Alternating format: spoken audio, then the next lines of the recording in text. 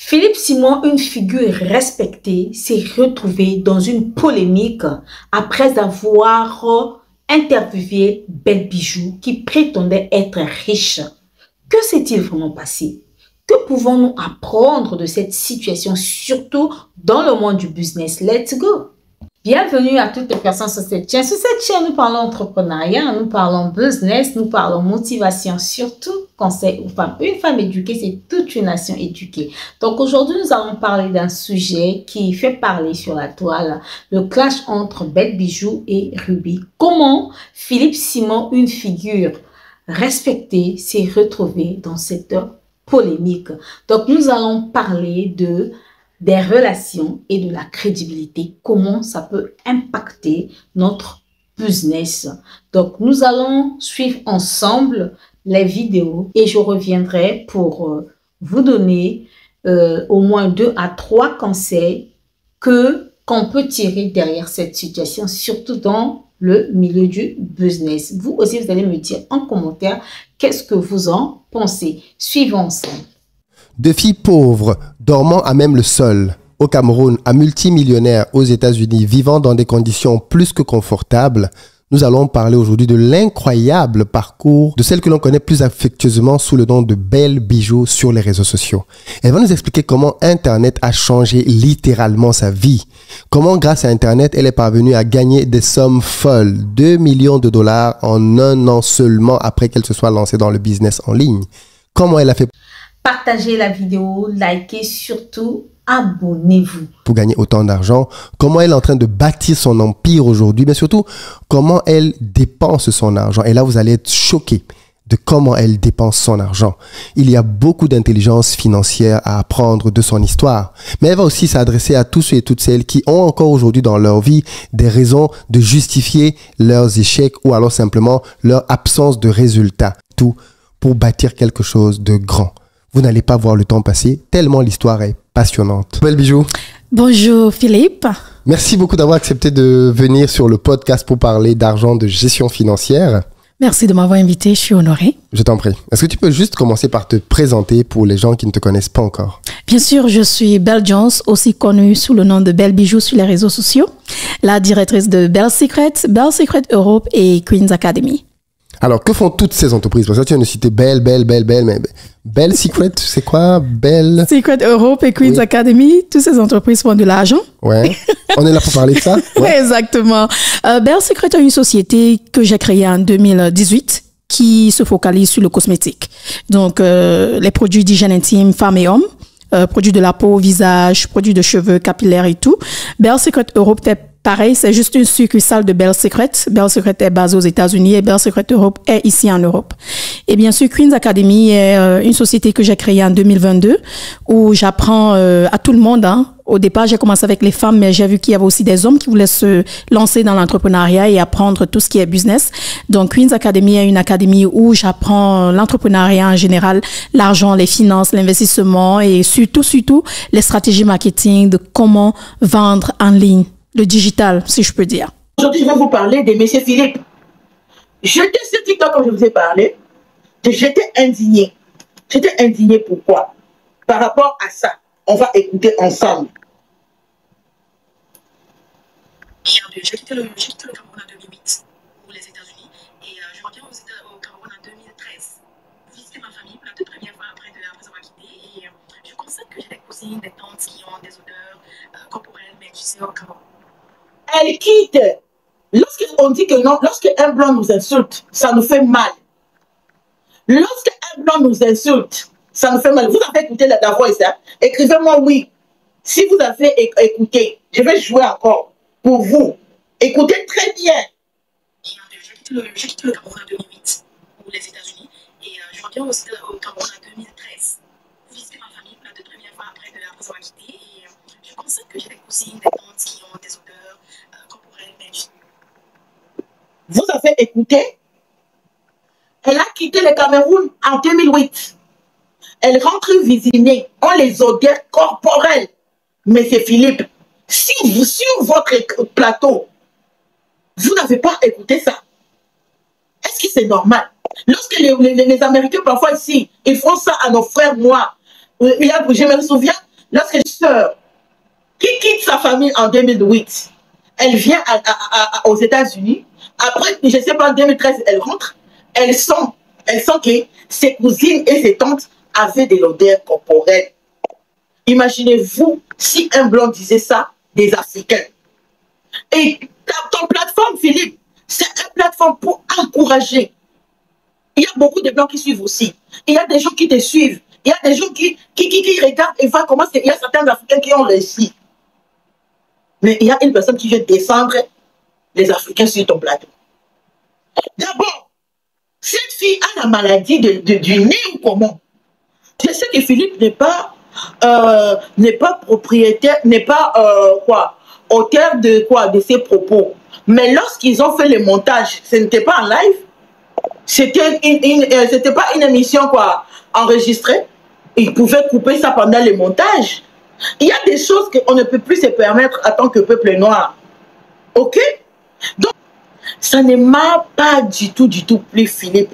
Parce que je commence d'abord par l'odeur corporelle pour partir au montant. Ok? Donc, des faces solides. Donc, pour moi, je pense que même si... Je vais vous mettre ça juste à la fin. Ici au Cameroun ou en Afrique, tu ne peux pas aller dire à ta tante que tu as des odeurs, des trucs comme ça. Donc, quand je rentre aux États-Unis, je décide de créer une chaîne YouTube. Parce qu'aux États-Unis, YouTube était déjà quelque chose qui était avancé. Les gens faisaient des vidéos et parce que j'y vis, je voyais déjà ce que les gens faisaient. Et je me suis dit, je vais créer cette chaîne et je vais parler d'hygiène corporelle. Un message que j'adressais directement à mes tantes et à mes cousines, mais indirectement. Donc, il fallait juste dire qu'autour de toi, il y avait souvent des problèmes d'hygiène, car c'est un phénomène qu'on trouve partout. Hygiène, c'est délicat. Exactement. Exactement, ma soeur, elle a mis. Il fallait juste généraliser. Pourquoi descendre le membre de ta famille comme ça publiquement? Maintenant, si une personne tellement utilisait des produits pour camoufler les odeurs là, ce sont les gens qui ont même les odeurs très corporelles. Oui, oui, oui, oui, oui, oui, oui, oui, oui, oui, oui, oui. Donc, mais c'est Philippe, ça c'est le premier point. Donc, lorsqu'elle est venue, donc, Ruby même, que ça ne fasse même pas mal à Ruby. Que non, elle a dit que non, elle sentait. Parce que pour elle, même ses tantes et cousines puent. Donc tout le monde autour d'elle pue. Ok? Mettez-le. Après les taxes, c'est 1,2 million. Donc la première année, elle a vendu. Ici, hein, vous pouvez partir vous-même sur Facebook.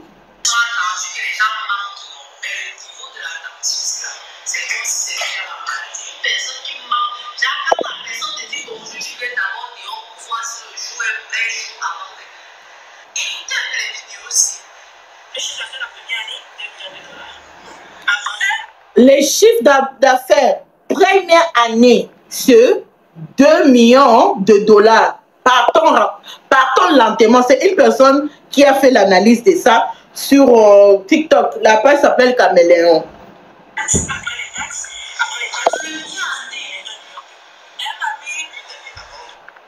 Après les taxes, c'est 1,2 million.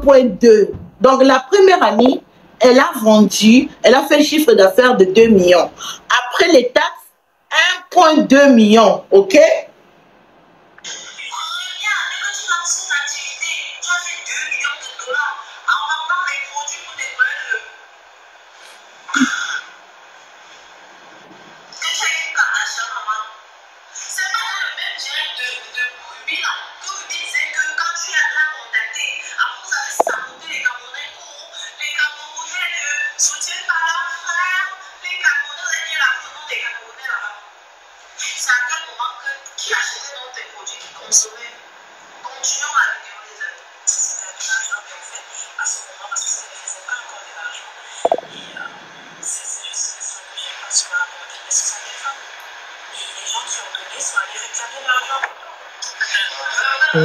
Si la première année que tu as créé la société, tu es 2 millions de dollars, ça a tellement que la société ne faisait pas un million de dollars. Et tu c'était en 2019. Et on a 2018, 2019. Et c'est en 2018, 2019 que les gens tombent et on voulait t'aider 4 000 $ pour ta cagnotte. Mais la même année, tu as fait 2 millions de dollars de chiffre d'affaires. Et la même année, ta société ne faisait pas pour l'argent. Donc, vous voyez, Philippe, c'est là où moi j'appelle Philippe. La même année, les gens n'ont pas acheté les produits. La même année, les gens ont fait GoFundMe. La même année, ok, les gens n'ont pas donné. La même année, c'était difficile. Tu as fait GoFundMe, ta maman est décédée. La même année, tu n'as pas fait de ventes. La même année, tu as fait 2 millions de ventes. C'est quoi? C'est là où j'ai le problème avec Philippe. Ça ne concorde pas. Ok? Ça ne concorde pas. La même, elle dit, hein, 2019, la même année, c'est la même année qu'elle a fait GoFundMe, qu'elle nous a traité ici, que nous avons un mauvais cœur. C'est la même année qu'elle dit elle a fait 2 millions de bénéfices. C'est la même année qu'elle dit elle n'a pas vendu beaucoup. Maintenant, donc une personne, 3 choses. C'est là que, attendez, hein, ma main fait même mal pour tenir ses micros.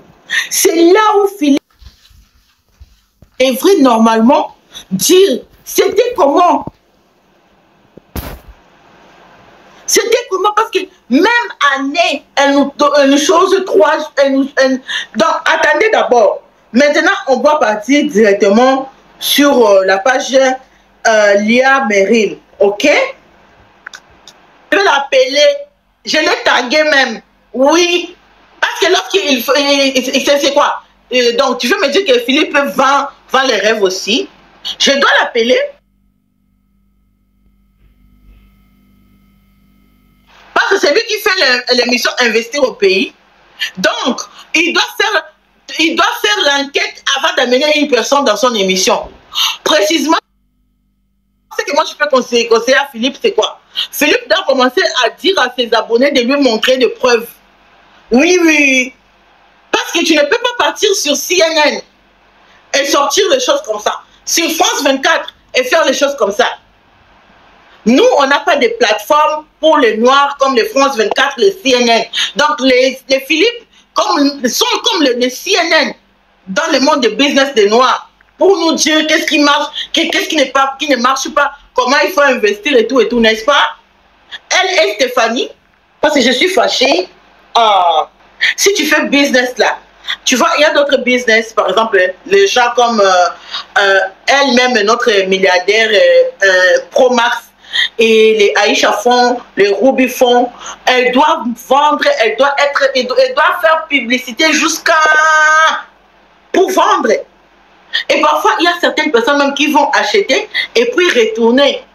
Puis, non, tonton Philippe, revois aussi l'année 2019, parce que c'est l'année que elle a contribué. Les gens ont contribué pour son GoFundMe, pour l'enterrement et pour aussi l'aider. Donc, et puis elle-même, elle dit, elle n'a pas fait l'argent au commencement. Donc, si la personne dit, ma première année, c'était difficile, je n'ai pas fait l'argent. La première année, elle a eu 2 GoFundMe. Alors, comment est-ce qu'elle a fait 2 millions de chiffres d'affaires? Philippe, toi-même, tu es fort. Tu es calé en mathématiques, mon frère. OK? Donc, je n'ai pas aimé ça. Je trouve que non, tu nous dois des explications. Même pas des explications parce que c'est... Il ne faut pas dire que... Philippe, tu fais les Congosa professionnels. Oui. Même Stéphanie aussi parfois fait les Congosa professionnels. Oui. Vous faites les Congosa professionnels. Ça là aussi, c'est Congosa professionnel parce que c'est quoi? Tata, on a aussi Bernard Philippe. Mais Philippe aussi, non, Philippe aussi est clair.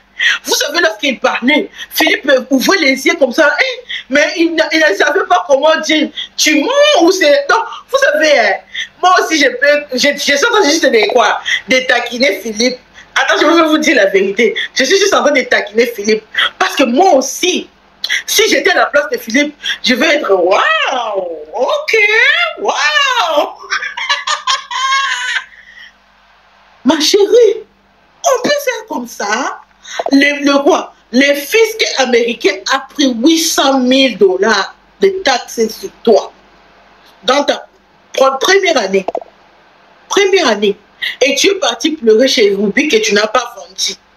Pour que... Ah, non, non, non, non, non, non, non, non, non, non, non, non. La première leçon à tirer derrière cette situation dans le business, je dirais qu'il faut faire quelques recherches approfondies sur ses partenaires et même sur les invités qu'on invite sur nos plateaux pour éviter de tomber dans ces genres de situations. Le deuxième conseil à prendre ici, je dirais la réputation. Oui, la réputation est difficile pour la construire, mais très facile pour la détruire. Oui, que ce soit en business ou en relation publique, une fois que la confiance est perdue, c'est très difficile de la regagner. Donc, faisons très attention, mes amis. Après avoir suivi cette vidéo, quelles sont les leçons que vous avez tirées derrière? Dites-moi en commentaire. Quelles sont les leçons que vous pouvez tirer derrière cette situation?